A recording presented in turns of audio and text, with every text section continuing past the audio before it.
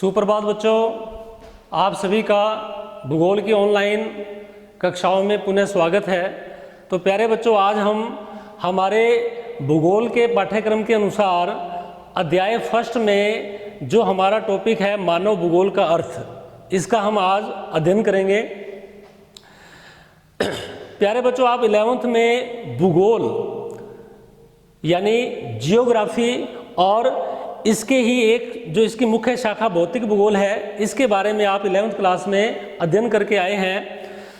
भूगोल यानी भू प्लस गोल यानी पृथ्वी गोल है, और भूगोल को अगर हम इंग्लिश में देखें तो इंग्लिश में इसे जियोग्राफी कहते हैं, यानी जियो प्लस ग्राफी, यानी जियो का मतलब है पृथ्वी और ग्राफी से मतलब है वर्णन करना, यानी पृथ्वी का वर्णन करना क्या है, जियोग्राफी है।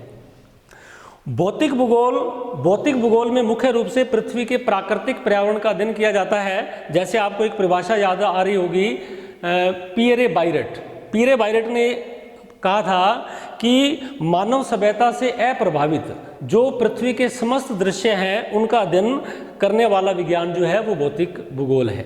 और उसके बाद भूगोल की जो दूसरी शाखा है मानव भूगोल, इसका आज हम अध्ययन करेंगे। आपकी बुक के अंदर भूगोल को परिभाषित करने के लिए कुछ परिभाषाएं दी हुई हैं। जैसे नंबर 1 पर रेडजेल ने मानव भूगोल का क्या अर्थ बताया है, इसको हम आज देखेंगे। लेकिन उससे पहले आपको रेडजेल के बारे में 2-3 बातें मुख्य रूप से याद रखनी है, क्योंकि माध्यमिक शिक्षा बोर्ड की परीक्षाओं में इनके बारे में कई बार पूछा गया है। तो रेडजेल मुख्य रूप से कहाँ के भूगोलवेता थे, जर्मनी के भूगोलवेता थे।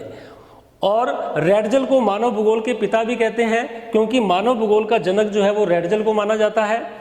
और रेडजेल की जो प्रमुख पुस्तक है उसका नाम क्या है, एंथ्रोपोजियोग्राफी। रेडजेल ने अपनी पुस्तक एंथ्रोपोजियोग्राफी में मानव भूगोल की परिभाषा दी है। मानव भूगोल मानव समाजों और धरातल के बीच संबंधों का संश्लेषित अध्ययन है।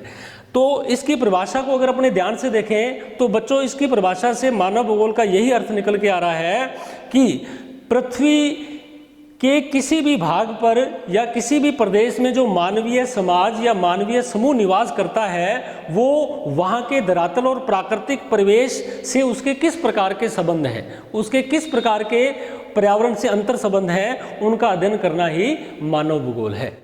नेक्स्ट परिभाषा जो है वो एलन सैंपल की है। एलन सैंपल मुख्य रूप से अमेरिका की भूगोलवेता थी और ये रेडजेल की शिष्या थी। इन्होंने मानव भूगोल की परिभाषा क्या दी है, मानव भूगोल चंचल मानव और अस्थायी पृथ्वी के पारस्परिक परिवर्तनशील संबंधों का अध्ययन है।